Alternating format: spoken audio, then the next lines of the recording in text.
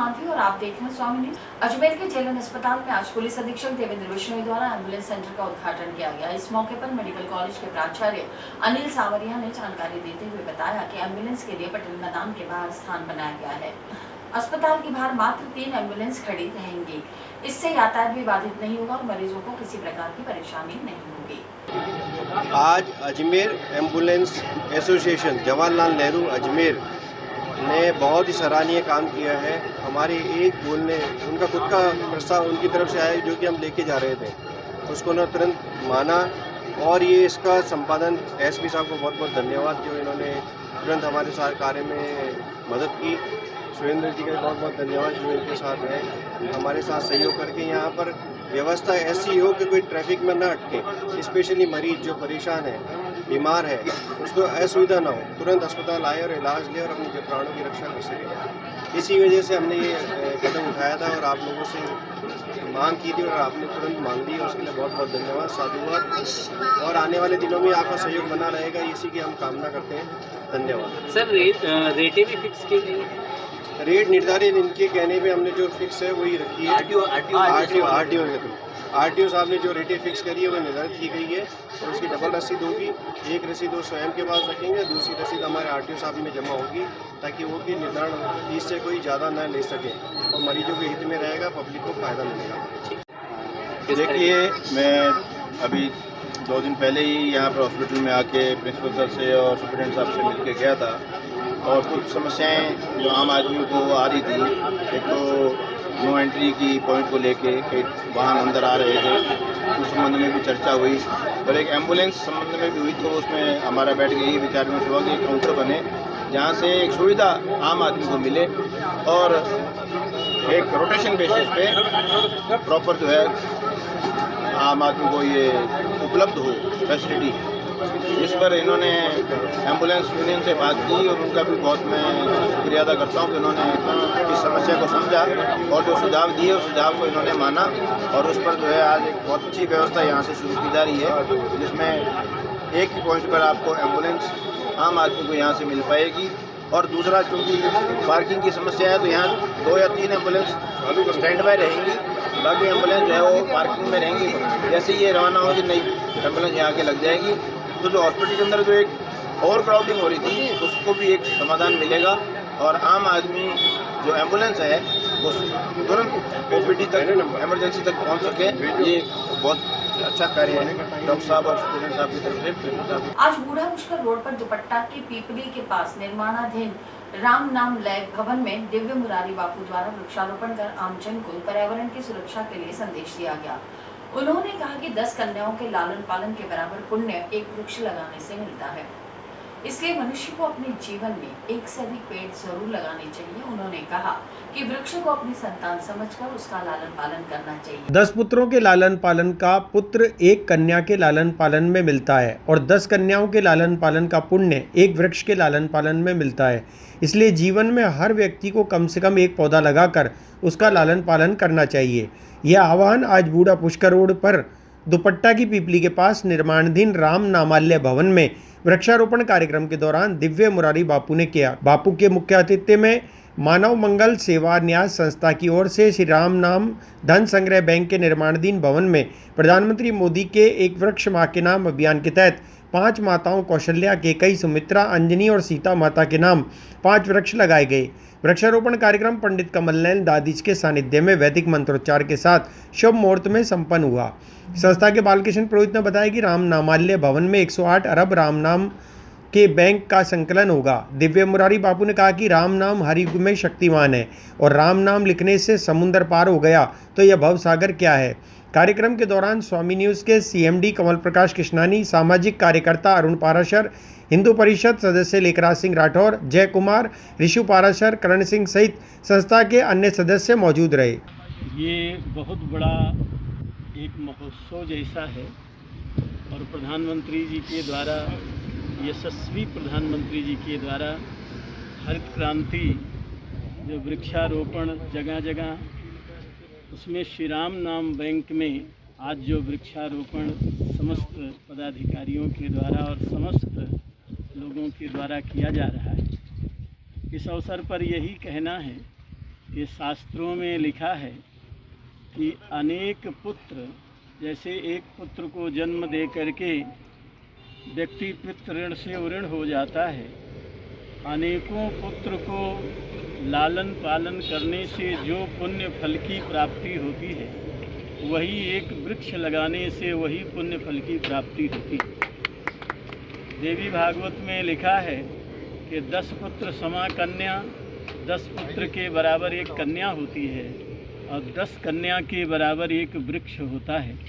एक वृक्ष को लगाया जाए और जल का सिंचन करके उसको बड़ा किया जाए तो 100 पुत्र के लालन पालन का और समाज को उनको समर्पित करने का जो पुण्य मिलता है, वही एक वृक्ष को लालन पालन करके तैयार करने से वही पुण्य फल धर्मशास्त्रों में लिखा है कि प्राप्त होता है।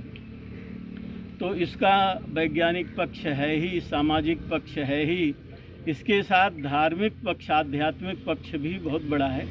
हम तो यही कहेंगे कि श्री राम नाम बैंक, राम नाम की महिमा कलयुग में सबसे ज़्यादा, उसमें चारों युगों में श्री राम नाम लेखन की बहुत ज़्यादा महिमा है। राम नाम लिखने से ही, राम नाम तो सब जप रहे थे, लेकिन राम नाम लिखने से ही समुद्र के ऊपर पत्थर तैरे और समुद्र के ऊपर पुल बन गया। राम नाम लेखन की महिमा हर युग में रही है और कलयुग में भी अनंत गुना है। तो राम नाम लेखन और इस विशाल भूमि पर, इस पावन स्थल पर जहाँ राम नाम लेखन की अनंत अनंत प्रतियां विराजमान हैं और आगे होने वाली हैं, और जो एक बहुत पुनीत कार्य पिछले लगभग 40 वर्ष से हो रहा है, वहाँ प्रधानमंत्री के आह्वान से, यशस्वी प्रधानमंत्री जी के आह्वान से ये वृक्षारोपण का कार्य हमारे राम जी को लेखराज जी ने बताया। हमको बहुत खुशी हुई कि सब लोग जैसे जैसे प्रधानमंत्री जी कह रहे हैं, लोग चल रहे हैं। आगे भारत विश्व गुरु और सब बड़ी बड़ी उपाधियों को पाने वाला है। बहुत कुछ हम लोगों को मिला है, जैसे कश्मीर, जैसे श्री राम जन्मभूमि। आगे भी यशस्वी प्रधानमंत्री जी के द्वारा, आह्वान के द्वारा भक्त लोग और सभी लोग भारतवासी चलते रहेंगे तो हरित क्रांति भी पूरा भारतवर्ष हर तरह से समृद्ध होगा। हम तो यही कहेंगे कि सबको इस अभियान से जुड़ना चाहिए और वृक्ष लगा करके, वृक्षों को तैयार करके समाज को समर्पित करने से 100,000 पुत्रों के लालन पालन और उनको समाज को समर्पित करने का पुण्य मिलता है। इस अवसर पर स्वयं करें और जहाँ हो रहा हो वहाँ लग करके सहयोगी बने, हर तरह से सहयोगी बन करके और हरित क्रांति में बढ़ चढ़ करके भाग लें, ताकि भारतवर्ष विश्वगुरु भी हो और प्राकृतिक संपदा और हर प्रकार की संपदा से युक्त हो। यही समस्त भारतवासियों के लिए हम लोगों का संदेश है। हाँ, विशेष रूप से लगाए जा रहे हैं जो माँ के नाम से सब वृक्ष पूरे भारतवर्ष में लग रहे हैं। श्री राम नाम बैंक में भी वो 5 वृक्ष माँ के नाम से और अनंत वृक्ष यहाँ लगेंगे। ये तो पूरा राष्ट्रीय कार्य है, लेकिन 5 वृक्ष माँ कौशल्या, माँ केकई, माँ सुमित्रा, जगत जननी माता सीता और हनुमान जी महाराज जी की माता अंजनी माता के नाम से बड़े वैदिक विधान से हमारे आचार्य जी, आज श्री कमल जी आचार्य जी और आपके सहयोगी आचार्य जी के सांवलिया जी के द्वारा बड़े वैदिक विधि से पूजन हुआ है।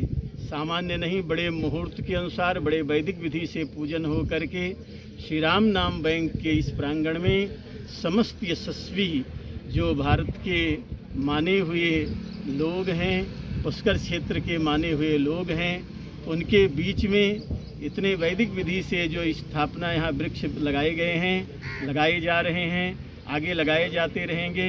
ये पूरे भारतवर्ष के लिए इससे संदेश मिलेगा और यही उद्देश्य से इस संदेश को दिया जा रहा है कि सब लोग इससे प्रेरणा लेकर के आगे से आगे बढ़ाएं। श्री राम नामालय भवन में जो नवनिर्मित भवन बना है राम नाम धन संग्रह बैंक का, यहाँ पे 108 अरब राम नाम महामंत्र रखे जाने हैं, स्थापित होंगे। तो इस नए भवन के साथ में जो ज़मीन है, इस पे हमने पौधारोपण का कार्यक्रम रखा है आज। विशेष अतिथि श्री महामंडलेश्वर 1008 श्री दिव्य मुरारी बापू जी पधारे थे और उनके साथ सारे हमारे कार्यकर्ता कमल जी, पूरन सिंह जी और इंदौरिया जी और ये जितने भी सब कार्यकर्ता हैं राम नाम बैंक के, ये सब आए हैं। इनके माध्यम से महाराज जी को मुख्य अतिथि के माध्यम से तो हमने 5 पौधे, प्रधानमंत्री की जो योजना है एक पौधा माँ के, तो जो जगत माँ है सब, माँ कौशल्या, माँ सीता जी, माँ अंजना और माँ कैकई, सुमित्रा जी, इनके नाम से 5 माताओं के नाम से 5 पौधे हमने मुख्य अतिथि के माध्यम से लगवाए हैं और बाकी सब पौधे सभी मिल करके हम सब यहाँ लगाएंगे और इस पूरे धरती को हरित क्रांति में। आपका नाम बताओ। मेरा नाम बालकृष्ण पुरोहित, संस्थापक श्री रामनाथ धन संग्रह बैंक अजमेर। अजमेर के कई क्षेत्रों में पीने की पानी की समस्या आए दिन देखने को मिल रही है और इस समस्या के संबंध में आमजन शिकायत लेकर जलदाय विभाग जाते हैं तो वहां पर अधिकारी और कर्मचारी नहीं मिलते। आज फवारा चौक से जलदाय विभाग गए एक नागरिक को स्टाफ के अधिकारी नहीं मिलने पर नागरिक ने कहा कि अगर उन्हें शिकायत करनी है तो वो जाएं कहां। एक तरफ पीने के पानी की समस्या तो दूसरी ओर समस्या के निदान के लिए विभाग में जाने पर किसी भी अधिकारी के नहीं मिलने से विभाग के खिलाफ आमजन में नाराजगी बढ़ती जा रही है। अजमेर के फव्वारा सर्किल स्थित जलदाय विभाग में एक नागरिक अपनी शिकायत लेकर पहुंचा। उस दौरान उसे विभाग के अधिकारियों के कक्ष खाली मिले। इस पर उन्होंने नाराजगी जताते हुए कहा कि शिकायत के लिए अगर जाएं तो कहां जाएं। यहाँ पे तो साहब एक्शन साहब के चैम्बर में कोई नहीं है और एएन साहब के चैम्बर में कोई नहीं है और ऊपर गया था बिल में करेक्शन करवाने के लिए डबल जोड़ दिया था, तो ये तो कह रहे हैं कि हम ऑनलाइन आपने जमा कराया 3 दिन बाद तो हम तो एक्सेप्ट नहीं करेंगे। आप एक एप्लीकेशन लिखो और उसकी फ़ोटोकॉपी करा के आओ, उसके बाद फिर एएन साहब को दो, मैं बंदा हुआ नहीं हूँ और फिर वो जैसे बोलेंगे वैसे करेंगे। आपने वो एक्सेप्ट तो कर रहे हैं कि आपने ऑनलाइन जमा कराया और वो कह रहे हैं कि हमारे पास एंट्री नहीं है, हम उस पर कार्ड भी नहीं करेंगे। उससे खाली पड़ी है दोनों। हाँ, और एक्शन साहब के चैम्बर में कोई नहीं है, एएन साहब के चैम्बर में कोई नहीं है और यहाँ पे कोई प्रॉपर जवाब देने वाला नहीं है, स्टाफ है ही नहीं कोई भी। खाली पड़ा पूरा? हाँ, पूरा खाली पड़ा है, कोई जिम्मेदार आदमी है ही नहीं जिससे हम बात कर सकें। अच्छा, कोई आदमी आता है अपनी समस्या लेकर या किसी चीज़ की समस्या लेकर तो किस तरह परेशानी का सामना करना पड़ता है? यहाँ पे तो क्या है साहब, सारा दिन खाली पड़ा रहता है, भटकती रहती है जनता इधर से उधर और कोई भी उसको जवाब देने वाला है नहीं। कोई प्रॉपर आदमी इधर अभी देखें जलदाय विभाग में कोई बैठा भी नहीं है जो आदमी को वो कस्टमर को डील कर सके। अभी देखें तो गर्मी इतने दिनों में पानी की समस्या ज़्यादा हो रही है, 5-5 दिन से नल आ रहे हैं और उसको लेकर भी यहाँ 4-4 दिन 5-5 दिन पानी के आते बचे नहीं है, कोई कंप्लेंट सुनने वाला नहीं है, फ़ोन कोई उठाने वाला नहीं है। मर रही है जनता तो मरने दो, कोई जवाब प्रॉपर है ही नहीं। यहाँ पे सब जने अपनी कमाई में लगे हुए हैं, हर कोई आदमी अपनी देख रहे हैं। यहाँ कह रहे हैं साइड में गए हुए हैं, भाई कहाँ गए हुए हैं, कोई जवाब ही नहीं है, भाई कहाँ साइड में गए हुए हैं, क्या है, कोई भी अधिकारी यहाँ पे है नहीं। आपका नाम? मेरा नाम हरीश। ब्यूटीफुल वुमेन ग्रुप द्वारा रविवार को सावन और लहरिया उत्सव किंग एडवर्ड मेमोरियल में बड़े धूमधाम से मनाया गया। कार्यक्रम का शुभारंभ मुख्य अतिथि मीनाक्षी शर्मा और मधुबाला सक्सेना ने गणेश जी की प्रतिमा के सामने दीप प्रज्वलित कर किया। इसके बाद सावन के गीतों और नृत्यों की प्रस्तुतियों से उपस्थित सदस्यों ने सभी का मन मोह लिया। ब्यूटीफुल वुमेन ग्रुप द्वारा रविवार को सावन और लहरिया उत्सव किंग एडवर्ड मेमोरियल में बड़ी धूमधाम से मनाया गया। अध्यक्ष मनाली सक्सेना ने जानकारी देते हुए बताया कि कार्यक्रम का शुभारंभ सेवानिवृत्त अध्यापिका मीनाक्षी शर्मा और मधुबाला सक्सेना ने गणेश जी की प्रतिमा के सामने दीप प्रज्वलित कर किया। उपस्थित सदस्यों ने कार्यक्रम के प्रारंभ में गणेश वंदना की। इसके बाद सावन के गीतों और नृत्यों की प्रस्तुति से सभी का मन मोह लिया। महिलाओं ने चेयर रेस, बोल बेबी बोल और सावन से संबंधित प्रश्नोत्तरी जैसे खेलों में भाग लिया और विजेताओं को उपहार भी दिए गए। पर्यावरण सुरक्षा के प्रति जागरूकता फैलाने के लिए पौधों का वितरण किया गया और सावन क्वीन, हरियाली तीज जैसी प्रतियोगिताओं में पुरस्कारों की घोषणा की गई। इस दौरान ऋतु, विजया, वर्षा, कल्पना, आरती, अलका, सुचिता और अनीता सदस्यों की उपस्थिति रही। कार्यक्रम के अंत में सभी प्रतिभागी महिलाओं को रिटर्न गिफ्ट भी दिए गए। ब्यूटीफुल वुमेन ग्रुप ने हमेशा महिलाओं के लिए इस तरह के प्रेरणादायक और मनोरंजन कार्यक्रम आयोजित किए हैं। आज ब्यूटीफुल वुमेन्स ग्रुप की तरफ से सावन उत्सव का आयोजन किया गया है। ये स्टेशन रोड पर KEM होटल है, उसके अंदर किया जा रहा है। बहुत सारी महिलाएं और हर उम्र की महिलाएं हमारे इस ग्रुप में जुड़ी हुई है। हमारे ग्रुप ने बहुत सारे प्रोग्राम किए हैं और ये सावन महोत्सव का 2nd सेशन है। यहाँ पर जो हमारे गेस्ट हैं वो है मीनाक्षी शर्मा जी और मधुबाला जी। इन लोगों की तरफ से भी बहुत सपोर्ट रहा है। बहुत सारी महिलाएं बहुत सज धज कर आई हैं क्योंकि हमने यहाँ सावन क्वीन और लकी वुमेन और भी बहुत सारे ऐसे प्राइजेज़ हैं जो हम यहाँ देने वाले हैं। हाउसी खिलाई है और सबसे मेन चीज़ ये है कि जैसा सावन है तो हम लोग महिलाओं को यहाँ पर पौधे वितरित करने वाले हैं।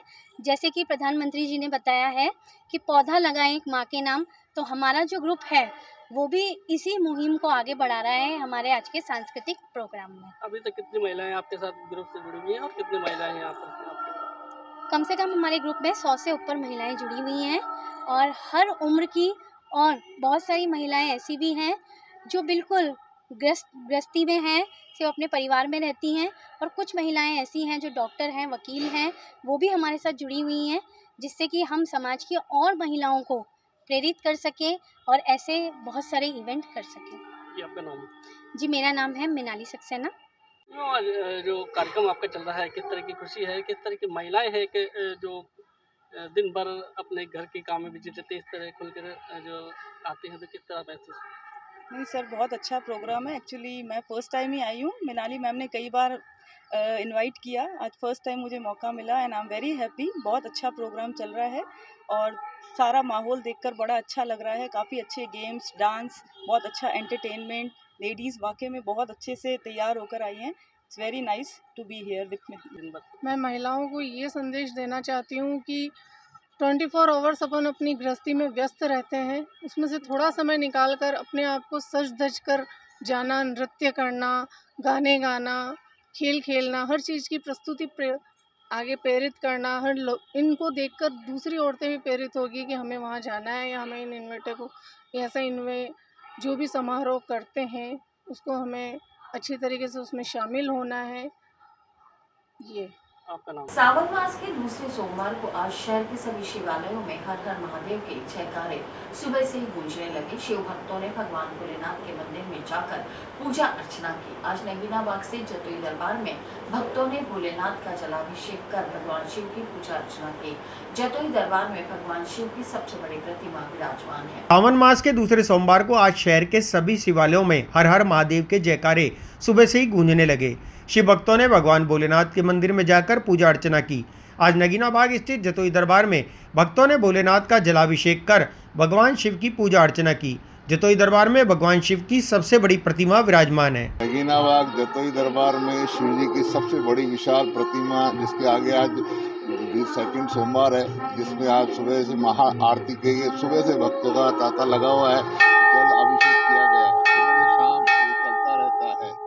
जतोई दरबार में ये सबसे बड़ी प्रतिमा है अजमेर के विशाल दास फतनदास जतोई दरबार। आज का विशेष दिन है कि सावन का ये 2 सोमवार है, जतोई दरबार है, भगवान शिव का मंदिर है, विशाल प्रतिमा है, आप पीछे देख ही रहे हैं। और हम दर्शन के लिए आए हैं, सामने देखते रहिए, बोलते रहिए जी। दर्शन के लिए आए हुए हैं और भगवान शिव से बस यही आराधना है कि सबको सुख शांति दे, समृद्ध बनाए रखे, खुशहाल जीवन रहे। आज आप भी यहाँ पर आए हैं, किस तरीके से पूजा की है आपने? मैं आया, मैंने बेलपत्र चढ़ाए, भगवान शिव पे जल चढ़ाया, शिवलिंग पर परिक्रमा की। और क्या मनोकामना मांगी है? तो मनोकामना तो बस भगवान शिव ही जाने, भोलेनाथ जी वही है सबका भंडारी। ठीक, वो बिना दिए सब देते हैं। आपका नाम? मेरा नाम रवि गुर्जर। सफाई कर्मी भर्ती में वाल्मीकि समाज को प्राथमिकता देने, पूर्व में कार्यरत सफाई कर्मचारियों को जल्द से जल्द स्थायी करने सहित अन्य मांगों को लेकर आज वाल्मीकि संघर्ष समिति के बैनर तले पुष्कर नगर पालिका के सफाई कर्मियों ने झाड़ू डाउन हड़ताल रखकर अम्बेडकर भवन के बाहर धरना देकर अपना विरोध जाहिर किया। सफाई कर्मी भर्ती में वाल्मीकि समाज को प्राथमिकता देने, पूर्व में कार्यरत सफाई कर्मचारियों को जल्द से जल्द स्थायी करने सहित अन्य मांगों को लेकर आज वाल्मीकि संघर्ष समिति के बैनर तले पुष्कर नगर पालिका के सफाई कर्मियों ने झाड़ू डाउन हड़ताल रखकर अम्बेडकर भवन के बाहर धरना देकर अपना विरोध जाहिर किया और विभिन्न मांगों को लेकर उपखंड अधिकारी के नाम ज्ञापन सौंपा। वाल्मीकि संघर्ष समिति के अध्यक्ष अमरचंद ने बताया कि दूसरे समाज के लोगों से सफाई का काम होता ही नहीं है और वे बाबू बनकर बैठ जाते हैं और सफाई का सारा भार वाल्मीकि समाज पर ही आता है, इसलिए सफाई भर्ती में वाल्मीकि समाज को ही प्राथमिकता दी जानी चाहिए। राजस्थान की समस्त नगर पालिका नगर निगम के धरना प्रदर्शन हमारी मांगे है कि नियुक्तियां दे, हमारी समाज को प्राथमिकता दे, वाल्मीकि समाज को प्राथमिकता दे, और जो भी है केस चल रहे हैं कई भाइयों के, और अदर कास्ट काम तो करती नहीं है और बाबू बन के बैठ जाते हैं। सारा लोड हमारे सफाई कर्मचारियों पे आ जाता है, ठेका पर्ची में काम करवाते हैं, 200 250 रुपये समय पे सैलरी नहीं है, खाने किसके जाएंगे बच्चे?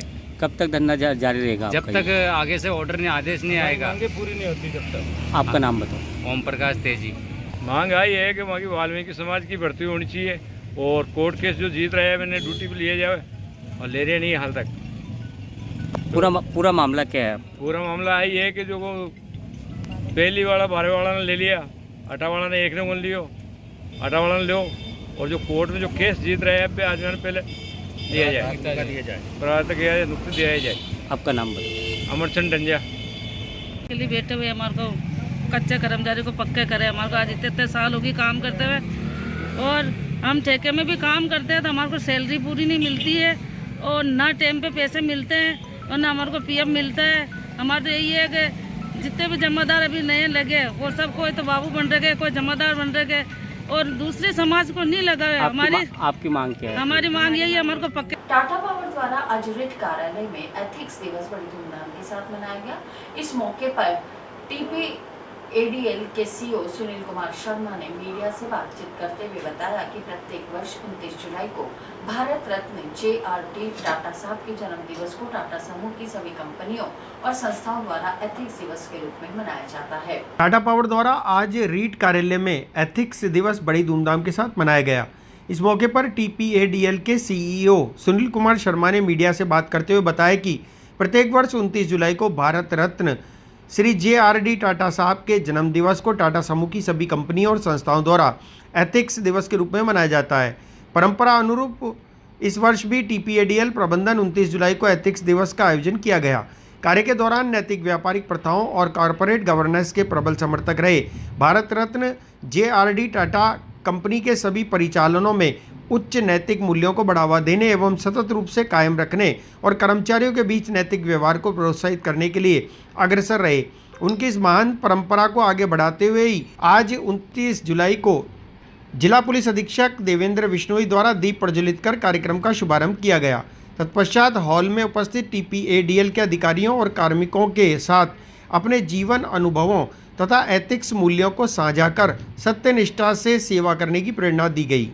हम लोग 29 जुलाई प्रतिवर्ष इथिक्स डे के रूप में मनाते हैं। ये दिन जो है वो JRD टाटा साहब जो भारत रत्न उनके बर्थ एनिवर्सरी के रूप में इसको मनाया जाता है प्रतिवर्ष। इस वर्ष हमने सोचा कि यहाँ पर सिविल लाइन्स में स्थित इस रीत कॉन्फ्रेंस हॉल में इस कार्यक्रम का आयोजन किया जाए, जहाँ के हमारे TPADL के समस्त कर्मचारी एवं अधिकारीगण उपस्थित हैं। और ये भी विचार था कि जो समाज के जिम्मेदार लोग हैं उनमें से किसी एक मुख्य हस्ती को हम लोग बुलाएं और उनसे उनके विचार जानें, उनके जीवन में जो नैतिक मूल्य हैं उनको किस प्रकार से उन्होंने फॉलो किया और किस प्रकार से उन्होंने अपने जीवन में प्रोग्रेस की, उन वैल्यूज़ को अडॉप्ट करके प्रैक्टिस करके ये उनसे जानने की कोशिश करें। तो हमारा कोटिश धन्यवाद है हमारे जो SP साहब देवेंद्र बिश्नोई जी आज यहाँ पर आए और आकर के हमारे सारे कर्मचारी अधिकारियों को उन्होंने इस 120वीं जन्म तिथि जो है JRD टाटा जी की इस लक्ष्य में संबोधित किया, और उन्होंने अपने जीवन से जो उनको प्रेरणा मिली, जो शिक्षा मिली अपने माता पिता से, अपने गुरुजनों से, उसको किस प्रकार से उन्होंने जीवन में अपनाया उसके बारे में चर्चा की।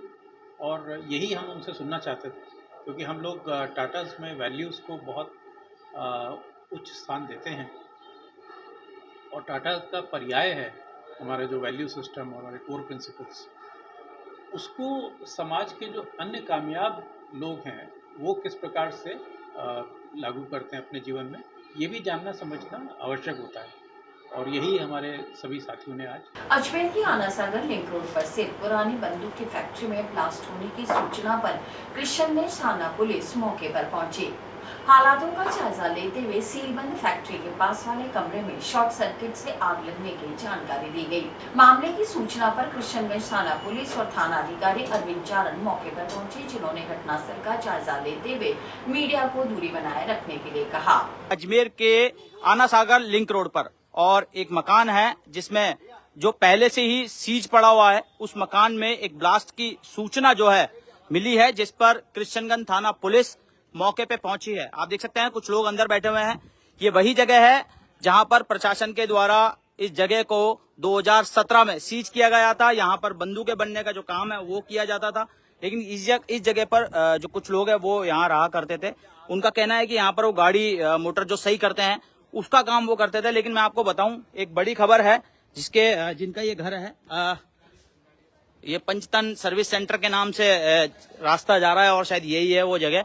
यहाँ पर गाड़ियां सही करने का जो काम है वो होता था। इनका कहना है आसपास के जो लोग हैं कि यहाँ पर बहुत तेज ब्लास्ट की उनको आवाज सुनाई दी, जैसे कोई बम फटता है या फिर कोई बड़ी वस्तु फटती है, इस तरीके से। तो ये वो जगह है। आसपास के लोगों में दहशत बन गई। कुछ लोग यहाँ पे मौजूद थे जिन्होंने इस चीज को सुना, देखा किस तरह से यहाँ पर धुआं हो गया था। क्या अंकल जी, क्या आप ये कौन सी जगह है, क्या हुआ था, किस तरह की आवाज सुनी थी आपने? सागर लिंक रोड है। एकदम फटाके जैसा बम देने की आवाज आई। मैं तो अंदर कस्टमर अटेंड कर रहा था जी। बाहर आके दिखा तो इस तरफ धुआं ही धुआं हुआ है जी। हवा चल रही थी तो धुआं भी एकदम जल्दी से साफ हो गया जी। तो क्या आग वाग लगी थी क्या? आग तो उस टाइम मैंने देखी नहीं, मेरे पास कस्टमर था, मैं अंदर चला गया था। फिर बाद में वो चले गए, उसके बाद अंदर चिंगारियां लग रही थी। बाहर से इन्होंने मीटर का तार भी हटा दिया। तो क्या कैसी आवाज आई थी आप लोगों को? मतलब एकदम धमाका होता ना, फटाका कैसे बोलता है, बड़ा फटाका। जी। तो क्या दहशत बनी है? तो देखा बाहर आकर डर गए? डर तो लगा, जब तो हम बाहर आए। इसलिए क्या हुआ एकदम अचानक? क्या काम होता है यहाँ, किस चीज की जगह है ये तो काफी टाइम से वैसे सील हो चुका है। फिर भी लोग रहते थे यहाँ?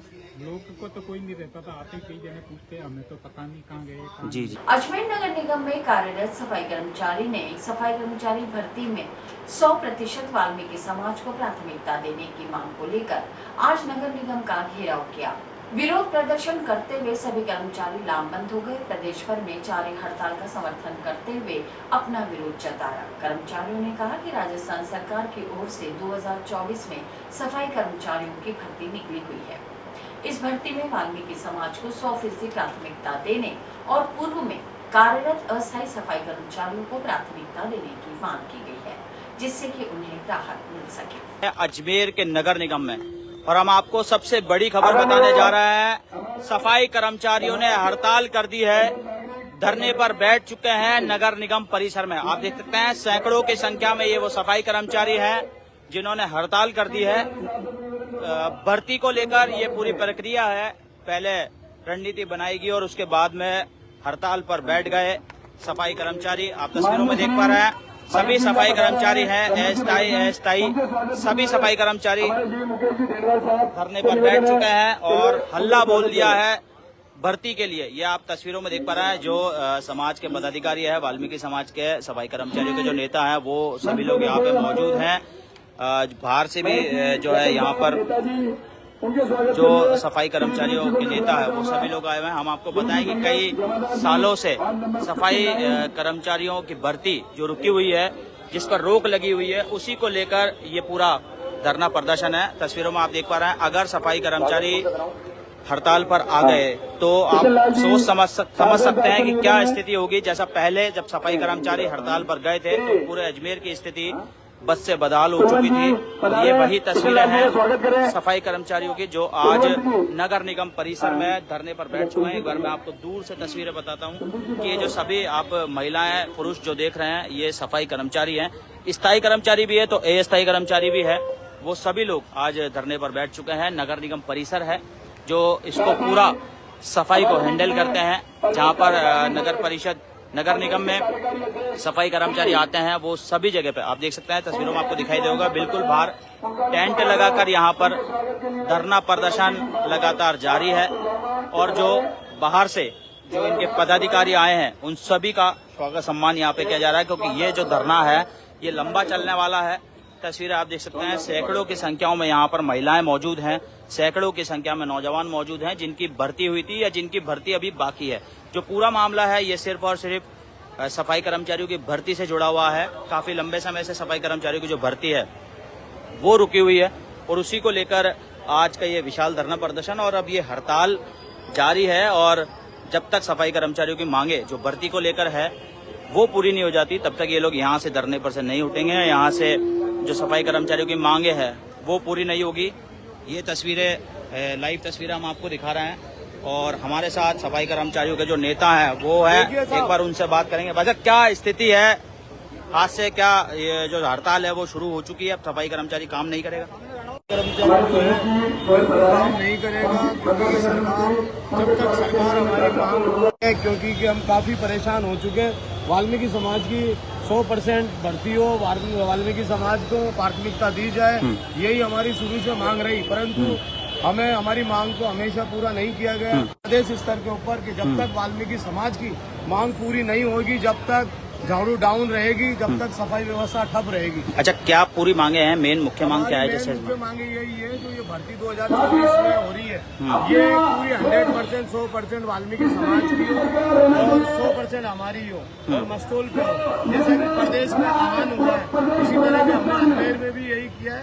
अजमेर में आज से सफाई व्यवस्था देखिए, सफाई कर्मचारियों के जो यूनियन अध्यक्ष हैं वो ओम प्रकाश गोयर हैं और आप देख सकते हैं और जो दूसरे नेता हैं जैसे गौरी शंकर वो लगातार सरकार के खिलाफ नारेबाजी कर रहे हैं।